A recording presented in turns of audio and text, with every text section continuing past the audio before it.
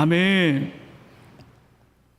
어른성경학교 하면서 봤는데 여러분들의 표정이 살아있어서 정말 기뻤습니다. 말씀을 배우고 또 주님 안에서 기뻐하는 것, 우리 인생 중에서 더 많아졌으면 좋겠다, 그런 생각입니다.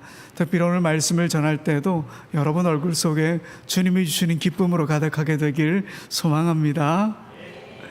오늘 빌립보서 두 번째 시간입니다. 우리가 수요일마다 빌립보서를 지난주부터 읽기로 했지요. 우리가 빌립보서 시작하면서 그렇게 이야기했습니다. 빌립보서는 감옥에서 온 기쁨의 편지다. 지금 로마 감옥에 바울이 갇혀 있는데도 불구하고 계속 이 빌립보서에는 어떤 단어가 많이 나온다고요?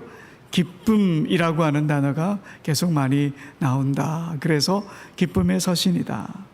그리고 빌립보 교회는 이 땅에 분명히 세워진 교회이긴 하지만 이 땅보다는 오히려 바울의 마음에 세워진 교회처럼 느껴진다. 바울의 서신서들 중에서 정이 듬뿍 들어있는 가장 따스한 마음으로 읽혀지는 그런 편지가 바로 빌립보서다. 그 이야기를 지난주에 나누었습니다.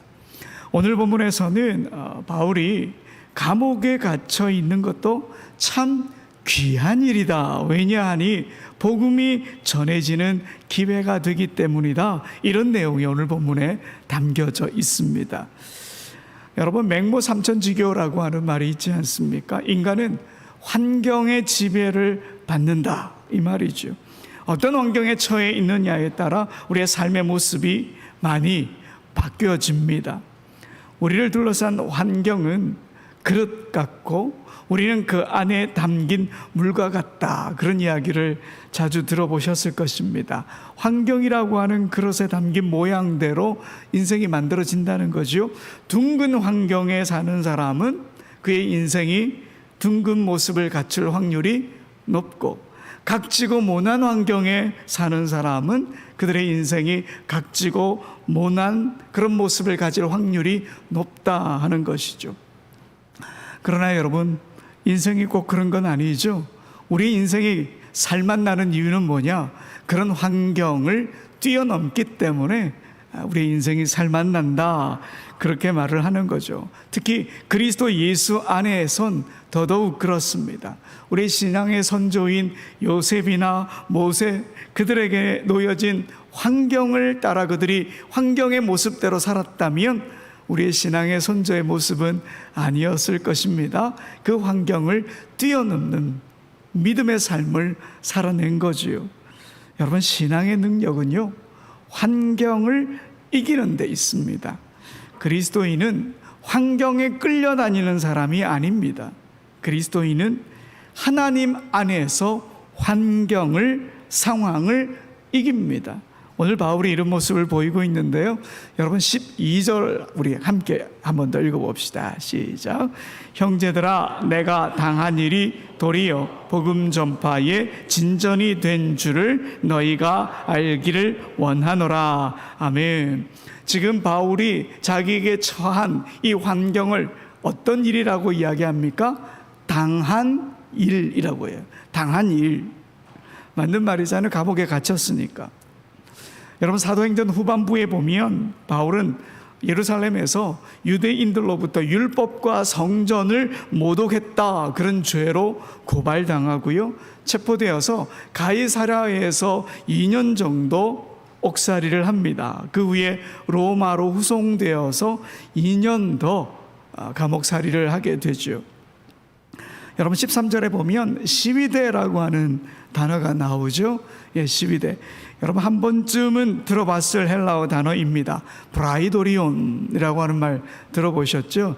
예, 성경에는 관정 이렇게 번역될 때가 있고, 오늘 본문처럼 시위대 이렇게 번역될 때가 있고, 마태복음에서는 그냥 브라이도리온 이렇게 써놨습니다.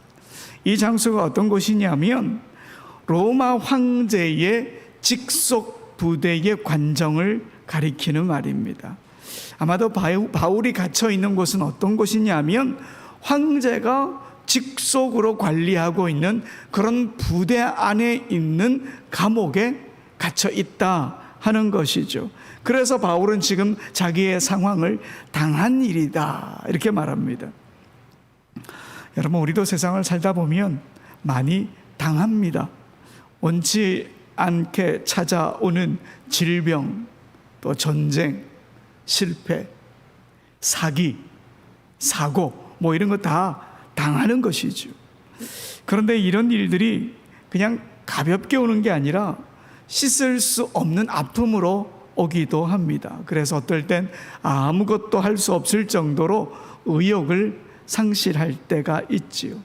여러분, 이때 우리 신앙인의 자세는 어떠해야 할까? 여러분, 신앙인의 자세가 정말 중요합니다. 그 환경을 받아들일 때에, 그 상황을 받아들일 때에 우리가 믿음의 눈을 보아야 합니다. 그런데 바울은 오늘 이 상황, 당한 일 때문에 자기는 복음을 전파할 수 있다 이렇게 이야기합니다. 복음 전파에 진전이 있다.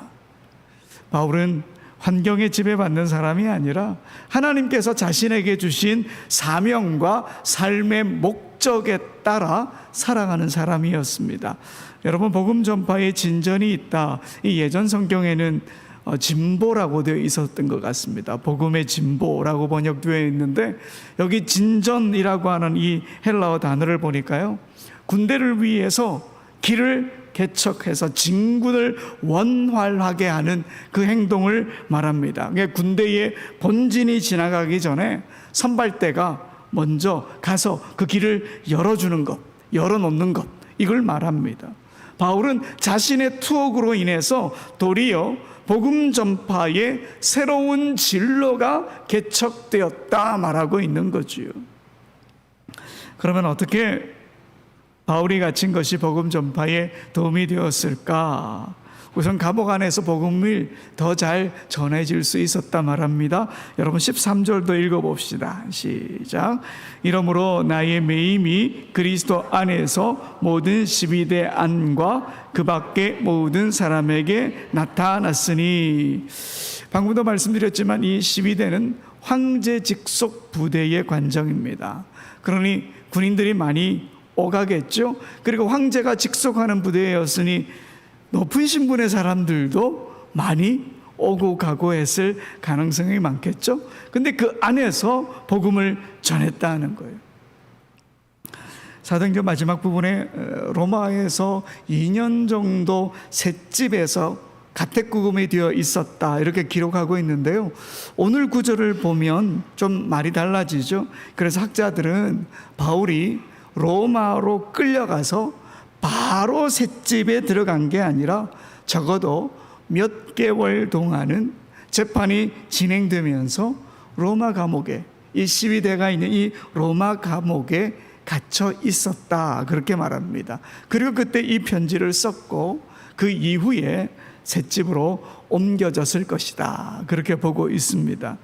그러니까 셋집으로 옮겨지기 전에 12대에서 많은 사람들을 만나면서 복음을 전할 수 있는 기회가 있었다 하는 겁니다. 분명 그가 당한 일이긴 하지만 복음의 진전이 있었다고 고백하는 이유입니다. 그런데 여러분, 이뿐이 아닙니다. 바울이 당한 일로 인해서 또 다른 복음의 진전이 있었습니다. 바울이 감옥에 갇혔다는 소식을 듣고 사람들에게, 그리스도인들에게는 두 가지 반응이 있었습니다. 여러분, 15절 한번 보십시오. 15절에 보면 어떤 이들은 투기와 분쟁으로, 또 어떤 이들은 착한 뜻으로 그리스도를 전파했다. 자, 어떤 반응이냐면 투기와 분쟁의 반응, 또 다른 반응은 착한 뜻의 반응, 이 두 반응이 있었다는 거죠. 여러분, 먼저 바울이 당한 일을 보고 투기와 분쟁의 반응을 보인 사람들 한번 볼까요? 이들은 바울이 옥에 갇힌 게 너무너무 고소하고 너무 잘된 일이다 이렇게 생각하는 사람들입니다. 우리 생각엔 당시 모든 그리스도인들이 바울을 좋아했을 것이다 그렇게 생각하지만 그렇지 않습니다. 바울을 시기하는 사람들도 많았습니다. 그들은 바울이 자신들보다 더 열심히 복음을 전하고 영향력이 더 커지는 것을 원하지 않았습니다. 야, 네가 언제부터 예수 믿었다고 설쳐대는 거야? 과거에는 핍박자였으면서 부끄러운 줄 알아야지. 자, 이제 바울이 갇혔으니까 이제 우리의 이름을 알릴 때가 된 거야. 자, 우리가 열심히 전도하자. 이렇게 생각한 사람들이 있었다 하는 겁니다. 여러분, 이들의 태도가 바로 17절에 나오는데요. 17절에 보면 그들은 이렇게 나오죠. 이 그들이 바로 아까 말씀드린 투기와 분쟁으로 복음을 전하는 사람입니다. 그들은 나의 매임의 괴로움을 더하게 할 줄로 생각하여 순수하지 못하게 다툼으로 그리스도를 전파하느니라. 순수하지 못한 의도가 있긴 했지만 어떻게든 그들도 전도를 했다 하는 것이죠. 그리고 18절에 보면 그들의 복음을 전하는 일을 거칠애라고 표현합니다. 거칠애. 여러분, 여기서 거칠애라고 하는 말은 뭐냐 하면 앞에서 내세우다, 앞에서 나타내다, 이 말입니다. 그러니까 어떤 사물의 진실된 상태를 감추기 위해서 앞에 딱 내세우는 겁니다. 속내는 감추고. 그래서 어떤 의미냐면 과시하다라고 하는 의미가 여기에 있습니다. 그러니까 자신의 이기적 욕망을 감추기 위해서 겉으로는 그리스도의 복음을 전파하는 태도를 말하는 거죠. 어쨌든 복음이 전해지는 일입니다. 그들의 모습을 보면서 그것도 복음이 전해지는 것이라고 바울이 만족하고 있는 거예요. 분명히 부정적인 그런 현상으로 볼 수 있었지만 바울은 그 모습조차도 긍정적으로 바라보면서 그들이 다툼으로 복음을 전한다고 할지라도 복음은 전해지는 것이다, 그렇게 지금 바울이 말하고 있는 것입니다. 그런데 바울의 당한 일을 보면서 안타까워하는 이들도 있었죠. 이들은 착한 뜻의 반응을 보였습니다. 이들은 바울이 갇혀서 복음을 제대로 전하지 못하니까 우리라도 열심히 전하자.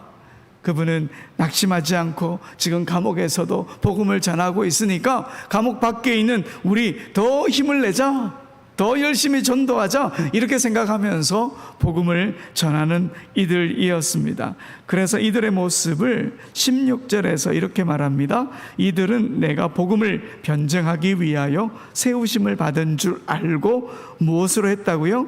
사랑으로 하나. 예, 착한 마음으로, 바울을 사랑하는 마음으로, 복음을 사랑하는 마음으로 복음을 전했다는 거예요. 이들은 바울이 갇혔으면서도 굴하지 않는 모습에 힘을 얻었습니다. 그래서 우리도 힘내자, 그러면서 복음을 전했다는 것이죠. 여러분, 어떻게든 결과적으로 전해지는 것은 무엇입니까? 예수 그리스도의 복음이었다는 거예요. 자기는 갇혀져 있었지만, 자기를 통해서도 복음이 전해지지만, 자기가 갇힌 환경을 보고 많은 사람들이 복음을 전하기 시작했다는 것. 의도가 어떻게 되었든지 간에 결론은 뭐라고요? 버킹검이 나올 줄 알았는데 결론은 그리스도 예수를 전하는 거예요. 여러분, 18절 바울은 이것을 기뻐한다고 이야기했는데요. 우리 18절 한번 더 읽어봅시다. 시작. 그러면 무엇이냐? 거칠애로 하나 참으로 하나 무슨 방도로 하든지 전파되는 것은 그리스도니 이로써 나는 기뻐하고 또한 기뻐하리라. 아멘. 이렇게 바울은 환경을 탓하는 사람이 아니었습니다. 감옥 안에 있지만 감옥에 있지 않은 사람처럼 살고 있었습니다. 자신이 감옥에 갇혔다고 복음까지 갇힌 건 아니었으니까요. 자기가 갇혔다고 하나님까지 갇힌 건 아니었으니까요. 그렇게 바울은 자기가 당한 일에도 복음을 전하는 이가 되었고, 자기를 미워하고 달가워하지 않는 이들이 있는 환경에서도 그들이 복음을 전하기만 한다면 얼마든지 그들을 수용할 수 있다, 그러며 만족하며 기뻐했다는 것이죠. 여러분, 우리는 당한 일에 대해 어떤 태도를 갖고 있습니까? 그 당한 일에 지배를 받고 있습니까? 아니면 그 당한 일로 인해서 주님을 전하고 있습니까? 올 초에 우리가 창세기를 읽으면서 우리는 하나님의 형상이다, 우리는 하나님의 아이콘이다, 이렇게 말씀을 전했는데 기억나시는지 모르겠습니다. 이 형상이라고 하는 말이 헬라어로 이콘, 에이콘이고 우리가 쓰고 있는 스마트폰의 아이콘이라는 거죠. 그 아이콘을 통해서 프로그램에 들어가듯이 누군가 우리를 통해 어디로 들어가야 되는 거예요? 하나님 나라로 들어가야 되는 거예요. 하나님의 세계로 나아가야 되는 거예요. 예수 그리스도의 복음으로 들어가야 되는 거예요. 우리를 통해서 말이죠. 이게 바로 우리가 환경의 지배를 받지 않는다는 거예요. 바울이 환경의 지배를 받지 않고 복음이 전해졌듯이 우리가 하나님의 아이콘이라고 하는 그 정체성을 분명히 갖게 된다면 우리 또한 어떤 상황에서도 우리를 통해 예수 그리스도의 이름과 사랑과 하나님의 나라가 전파되리라 믿습니다. 새벽기도 때 말씀을 한번 드렸는데요. 새벽기도 때 나오시는 분들은 요즘은 제 손가락으로 꼽을 수 있습니다. 귀 있는 자는 들을지어다. 새벽기도 때 말씀드린 적이 있는데 우리 교회 젊은 집사님 부부 이야기입니다. 아이가 친구 2명에게 맞고 들어온 거예요. 편의점 앞에서 시비가 붙었는데 친구 2명이 우리 집사님 아이 머리에다가 우유를 막 붓고 서로 막 이 몸싸움을 벌였어요. 부모 입장에서 얼마나 마음이 아프겠어요. 그래서 학교에 다음날 전화를 해서 그 아이 부모를 만났답니다. 한 아이의 부모는 미안하다고 막 연신 사과를 하는데 다른 아이의 부모는 머리부터 발끝까지 온몸을 명품으로 치장을 하고 나타나가지고는 그냥 사과는 어디 사과도 하지 않고 이건 쌍방이 잘못한 거기 때문에 집사님 아이가 먼저 미안하다고 하면 내 아들도 미안하다고 할게, 이렇게 된 거지요. 너무나도 당황스럽고 황당하고 마음이 너무 아파오는 거예요. 그래서 학교에다가 학폭위를 열어달라, 시시비비를 한번 따져보자 그랬답니다. 분이 풀리지 않으니까. 그렇게 학교에 학폭위가 열릴 날을 기다리고 있었습니다. 그러던 어느 날 남편 집사님이 아내 집사님에게 그러시더랍니다. 우리 학폭위 포기하자. 아내 집사님 깜짝 놀라가지고 반대했답니다. 우리 아이의 억울함은 그럼 누가 풀어주냐고. 근데 남편 집사님이 말했답니다. 하나님께 기도했는데 포기하는 게 맞다고 하시네. 우리가 기독교인인데 기독교인다운 모습을 보여야지. 우리가 조금 더 참자. 아내 집사님, 남편 집사님이 하자고 하니까 억울한 마음은 있지만 그 말을 따르기로 하면서 남편이 달리 보이더라는 거예요. 자기보다 기도도 안 하는 것 같고 믿음도 없어 보이고 그랬는데 남편이 달리 보이더래요. 여러분, 그 가해자 부모들이 이런 모습을 보면서 어떤 마음을 갖게 되었는지 정확하게는 모르겠지만 저는 집사님 가정은 분명 하나님의 아이콘의 역할을 제대로 감당했다, 그런 마음이 듭니다. 결과가 어떻게 되었든지 간에 그 모습 하나만으로도 누군가는 우리 집사님들의 모습 속에서 하나님을 발견할 것이고 예수 그리스도의 복음을 발견하게 될 것이고 사랑을 발견하게 되리라 저는 믿습니다. 여러분, 이 모습이 바로 복음을 삶으로 전하는 삶인 거지요. 우리 예수님께서 마태복음 5장 44절 45절에서 너희 원수를 사랑하며 너희를 박해하는 자를 위하여 기도하라. 이같이 한즉 하늘에 계신 너희 아버지의 뭐가 된다고요? 아들이 되는 거예요. 우리가 하나님의 자녀다운 삶을 살아가는 것은 원수를 사랑하고 박해하는 자를 위하여 기도하는 거예요. 우리는 우리의 상황이 원수를 맞닥뜨리는 상황이면 우리는 힘으로 해결하려고 해요. 우리를 박해하고 우리를 핍박하는 자들에게 우리가 똑같이 갚아줘야 마음이 편해요. 그러나 이런 모습이면 예수님께서 너희는 하나님의 아들이 아니야, 하나님의 자녀가 아니야, 이렇게 우리에게 말씀하신다는 거지요. 사랑하는 여러분, 오늘 바울은 자기가 당한 일 때문에 복음이 전해지는 것으로 인해 기뻐한다 그랬습니다. 여러분, 우리의 상황 속에서, 우리의 환경 속에서 어떤 당한 일이 있습니까?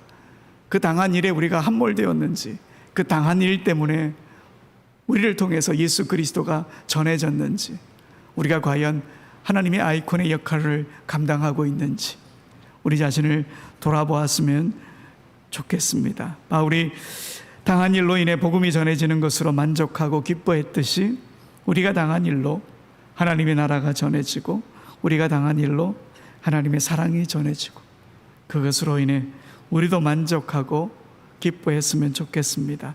전파되는 것은 예수 그리스도가 되길 간절히 소원합니다. 우리 함께 찬양합시다. 모든 상황 속에서 고백합시다.